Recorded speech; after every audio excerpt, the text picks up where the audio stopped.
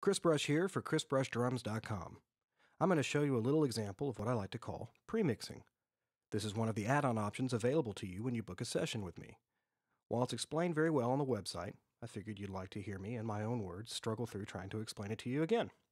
The concept really comes from what I've seen in the Nashville session community and the recording industry kind of at large, and that seems to be that more and more producers and artists are trying to make the most of shrinking budgets.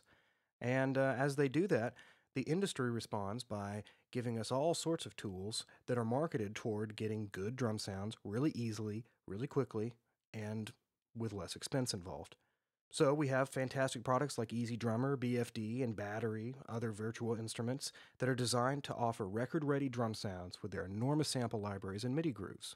We have replacement tools like Stephen Slate's Trigger that allow us to supplement weak drum sounds or replace them altogether.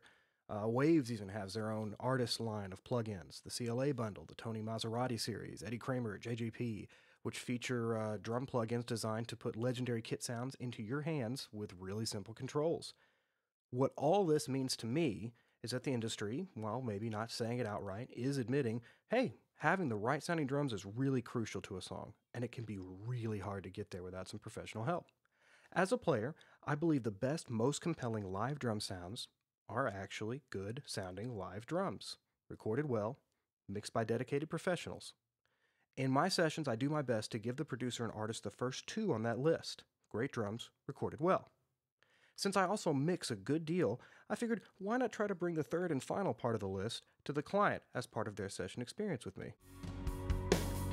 Okay, but enough blathering. Now let's look at our example. First, some thanks are in order. This track is used courtesy of the Canadian group The Chase. The group and the producer granted use of the instrumental track for the demonstration purposes of this video, so thank you very much, guys. Earlier, I recorded a quick drum track for the song using my Rock Pop setup with my Premier Royal Ace snare drum. And here are the raw tracks. Let's take a listen.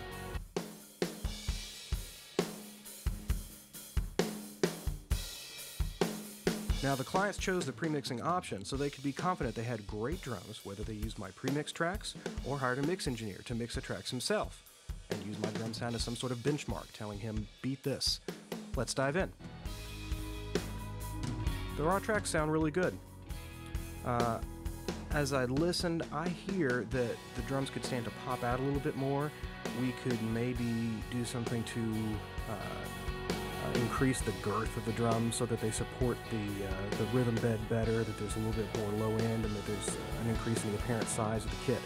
I think this being a modern track, we need to gate the kick, we need to clean all the bleed out of the toms so that we're not hearing your sympathetic ring in between hits. And I'll probably put a little bit of a high-frequency sheen to give it kind of that more produced feel. That said, you'll probably notice that I'm soloing and muting everything back and forth on this one stereo stem of drums. That is the raw track of drums. What I did before the video is mix all the, I think, 14 mics in this example down to one stem. That way I could just be muting and soloing one thing while I'm talking to you guys, as opposed to scrolling back and forth across the screen for 14 mics trying to do all that and talk at the same time, because my brain would explode.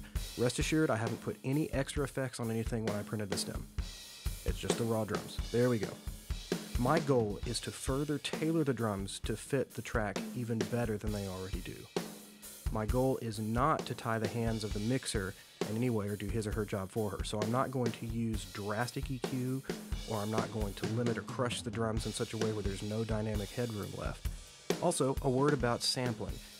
This is a modern music track, which means, typical to the genre, there are a lot of samples that are added into live drums or that replace poorly recorded live drums in order to give the almost unreal impact that we hear and that we're used to in modern rock and pop music.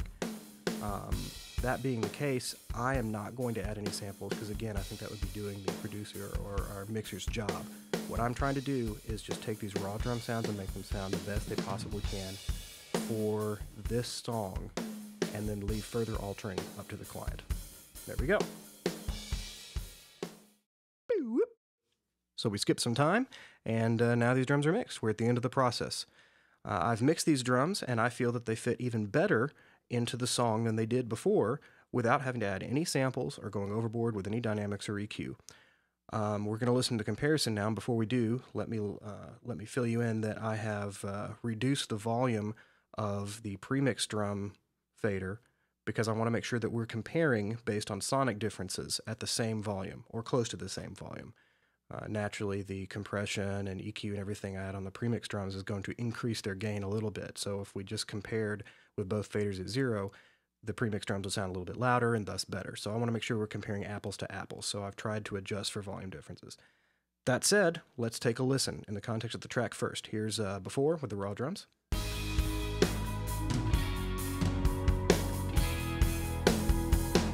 Okay, now here's after.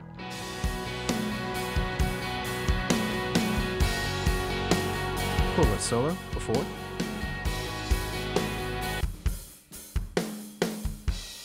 And after.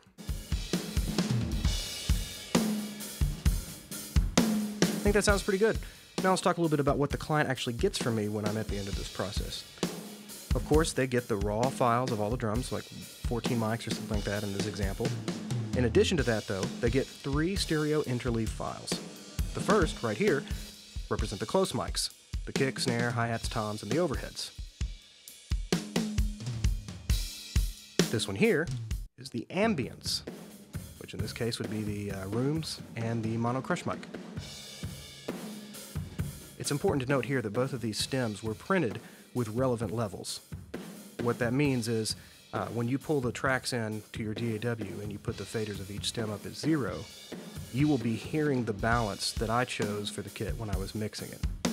The cool thing, though, is that it's on 2 separate faders, so the ambience and the close mics can be moved separate of each other. So if you don't agree with my balance, or you want to do something different, or even want to, do some crazy like automate it so that you've got more room in the choruses and less in the verses to make it drier, then you can do all that.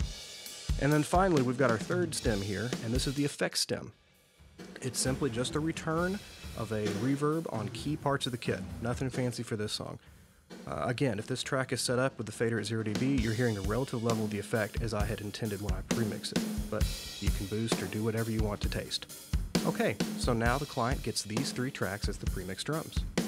The drums, which were great to begin with, are now fuller and sit better in the track. If they like the drum sound, there's nothing wrong with them using these 3 tracks in the mix and never touching my raw files. That would be akin to how most mixers mix the drums down to a bus or 2 in the mix. Same kind of thing. If more processing is desired, the producer or mixer can further enhance the premixed drums by adding in various processed versions of the original raw tracks in parallel. Perhaps they want to add a kick or snare sample to the kit. Simple. Use one of the raw multi-tracks as a trigger for the sample. There are tons of possibilities. Alright, so whether you're looking to get quick, no-hassle results for your demos, or you want killer sounds and options for your mega record, I hope you now see that premixing can be a great add-on service for your next drum session with you. Thanks!